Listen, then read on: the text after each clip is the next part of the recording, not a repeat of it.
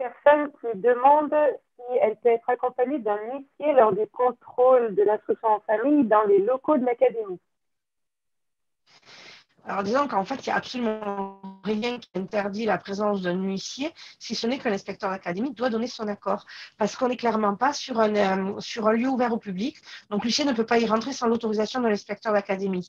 On est sur un établissement ouvert au public, mais uniquement sur les parties ouvertes, c'est-à-dire jusqu'au secrétariat. Et encore, c'est sur convocation, c'est-à-dire qu'on ne peut pas se présenter dans une académie comme ça.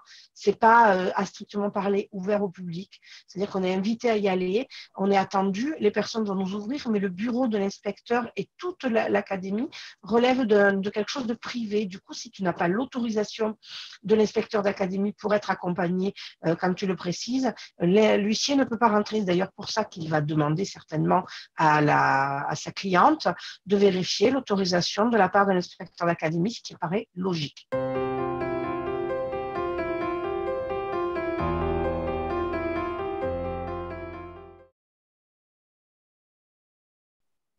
Mais en fait, c'est la même chose pour toutes les personnes qui accompagneraient dans un lieu qui n'est pas un lieu ouvert au public. Parce qu'on est un établissement, d'ailleurs, même dans les inspections d'académie, on n'est pas tout à fait un établissement ouvert au public. C'est-à-dire qu'il y a la barrière de la secrétaire, tous les bureaux sont privatifs.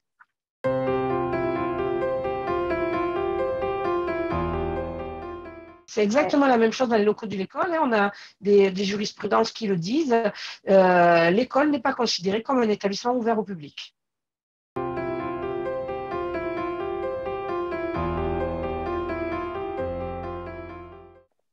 Le seul endroit où l'inspecteur ne peut pas intervenir sur la présence des personnes, c'est le domicile privé des personnes qui sont contrôlées, parce que justement, c'est le domicile des personnes et il leur appartient à eux de décider qui a le droit de rentrer chez eux ou pas. Quand les inspecteurs arrivent et disent que les personnes n'ont pas à être là, qui demandent aux personnes de partir, ça, c'est strictement interdit. C'est un abus d'autorité qui se passe dans un lieu privé.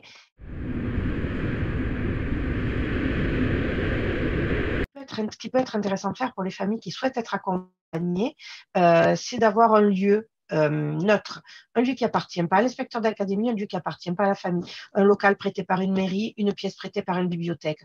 Comme ça, tout le monde est libre en fait d'arriver avec quelqu'un ou pas. Et il n'y a personne qui a une possibilité d'imposer quelque chose à l'autre. C'est-à-dire la personne qui est dans son domicile privé ne peut pas imposer des choses à l'inspecteur. L'inspecteur, quand il est dans son bureau privé, peut le faire.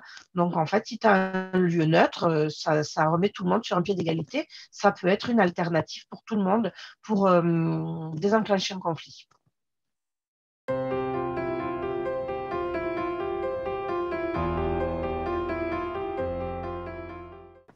Ça va dépendre si ce professionnel fait partie de l'instruction de l'enfant ou pas. C'est-à-dire que si c'est un professionnel qui participe d'une manière ou d'une autre à l'instruction de l'enfant, la circulaire prévoit que toutes les personnes qui participent à l'instruction de l'enfant peuvent venir au moment du contrôle. C'est noté dans les textes qu'en fait, ce sont les personnes qui participent à l'instruction. Donc, si un orthophoniste, une psychologue ou un professionnel quelconque participe à l'instruction de l'enfant, il est parfaitement en droit d'accompagner cet enfant pour faire part de ses propres observations ou de ce qu'il a décelé comme problématique. Il peut venir accompagner la famille sans que l'inspecteur s'y oppose. D'accord, donc ça peut être le cas d'un pédopsychiatre. Oui, mais il faut savoir dans quelle mesure son intervention au niveau de l'instruction est là. C'est-à-dire si c'est juste quelqu'un qui vient dire, voilà, moi j'ai constaté ça comme problématique auprès de l'enfant, ça, il peut le faire parfaitement par courrier. Mais une orthophoniste ou quelqu'un qui interviendrait auprès de l'enfant, genre toutes les semaines, en matière de graphie ou en matière de lecture, pourrait lui, par contre, intervenir dans le contrôle. C'est-à-dire que le pédopsychiatre qui accompagne un enfant qui pose un diagnostic peut le faire par écrit. Une personne qui accompagne un enfant dans l'instruction peut accompagner la famille si la famille est désireuse de cet accompagnement.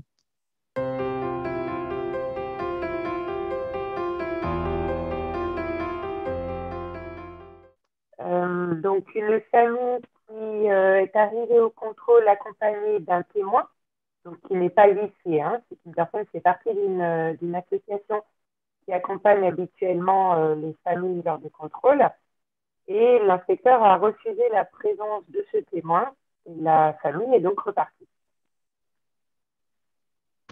L'inspecteur avait le droit de refuser la présence de ce témoin. On a des précisions à ce sujet, notamment dans les enquêtes sociales, dans les accompagnements au niveau du droit du travail. Ils ont été obligés de rajouter dans les textes ce droit parce que justement, les personnes qui étaient en entretien se voyaient refuser. C'est-à-dire qu'en fait, l'inspecteur a le droit de refuser. Ce n'est pas interdit. Il peut dire oui comme il peut dire non. Du coup, tant que ce n'est pas écrit dans les textes comme un droit des familles d'être accompagnées, c'est vraiment à l'appréciation de l'inspecteur académique et à sa discrétion. Du coup, on ne peut pas imposer un témoin. D'où le fait qu'on conseille aux familles d'enregistrer les contrôles,